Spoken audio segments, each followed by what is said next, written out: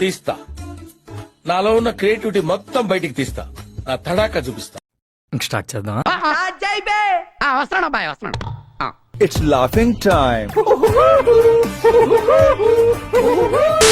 Guntur jail నుంచి పోసాని కృష్ణమురళి విడుదలయ్యారు. కొట్టండి డీజేలు, కొట్టండి జేజే, పెట్టండి కటౌట్లు, కొట్టండి చప్పట్లు, చల్లండి పూలు, వేయండి హీలలు. చెత్తనాయల్లా నీ వల్ల కదరా నా జీవితం సంకనాకిపోయింది. రానా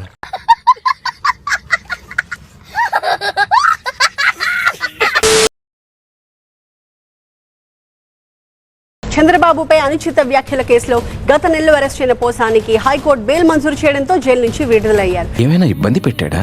ఇబ్బందే, రాత్రి అనంగా మొదలు పెట్టాడు సార్. తెల్లవారిన దాకా ఒకటే మ్యూజిక్, ఇంత గ్యాప్ కూడా ఇవ్వలేదు సార్.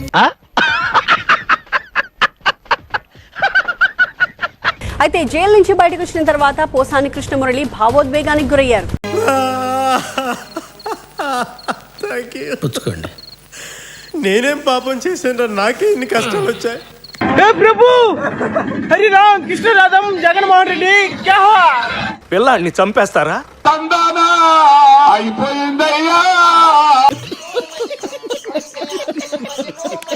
ఫిబ్రవరి 26న ఏపీలోని ఓబులవారిపల్లి పోలీసులు పోసానిని హైదరాబాద్ లో అదుపులోకి తీసుకున్నారు.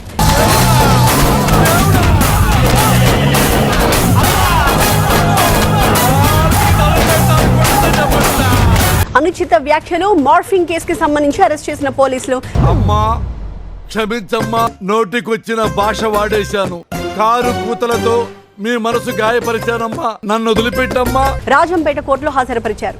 కోర్టు రిమాండ్ విధించడంతో జైలుకు తరలించారు. చూసావా కాకా, పిచ్చి కుక్కను కొట్టాడు కొట్టాడు కాకా. కాకా వీడు 10 దెబ్బలు కొట్టాడు కాకా, వీడు 7 కొట్టాడు కాకా.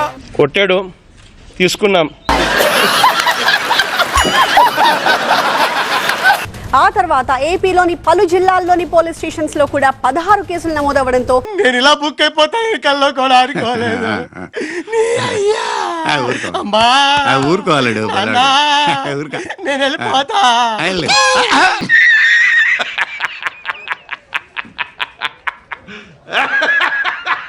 పీటీ వారెంట్ పై ఆయా కోర్టుల్లో హాజరుపరిచారు పోలీసులు. ఇదేంట్రా బాబు ఇలా అయిపోయింది నా జీవితం, అయ్యో.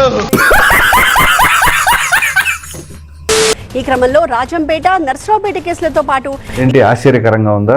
మాకు కావాలి మాకు కావాలి మాకు కావాలి అని డిమాండ్. నేనంటే నీకు ఎందుకు రా అంత ఇష్టం? నుంచి మీరంటే విపరీతమైన పాజిటివ్ వైబ్రేషన్స్ నాకు.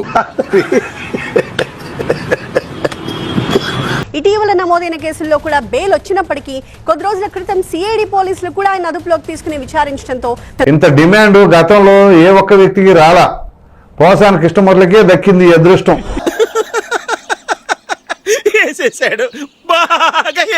అయితే నిన్న అన్ని కేసుల్లోనూ పోసాని కృష్ణమురళికి హైకోర్టు బెయిల్ ఇవ్వడంతో గుంటూరు జైలు నుంచి ఆయన రిలీజ్ అయ్యారు.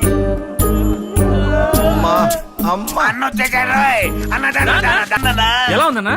బత్ ఇంజక్షన్ ఇవ్వకుండా పెద్ద ఆపరేషన్ చేసుకున్నట్టు ఉంది.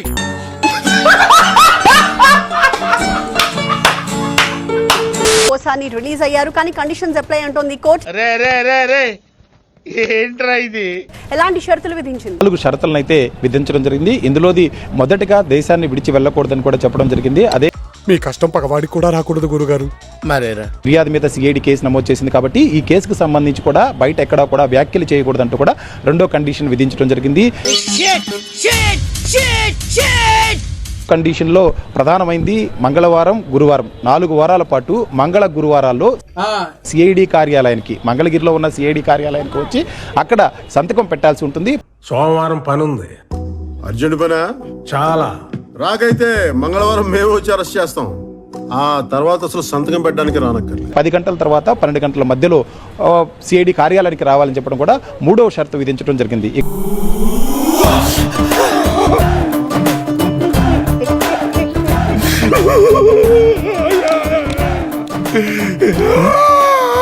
ఊరుకో, ఎద్దులో ఉన్న ఏడిస్తే దరిద్రంగా ఉంటది.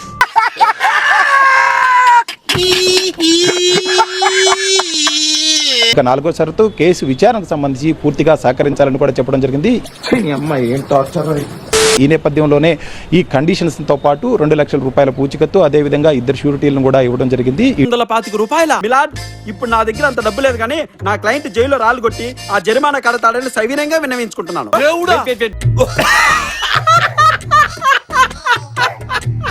పోసానికి సంబంధించిన న్యాయవాదులన్నీ కూడా కోర్టులో సబ్మిట్ చేసిన తర్వాత కొద్దిసేపటి క్రితమే ఆయన గుంటూరు జైలు నుంచి కూడా విడుదలయ్యారు. నువ్వేం భయపడబాకన్నా.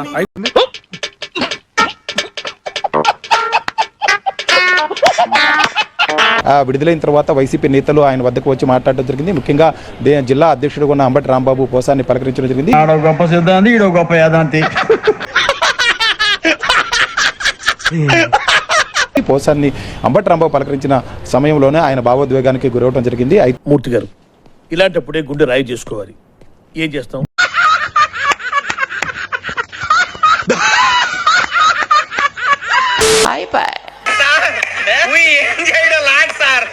ఈ కార్యక్రమం ఇంతటితో సమాప్తం.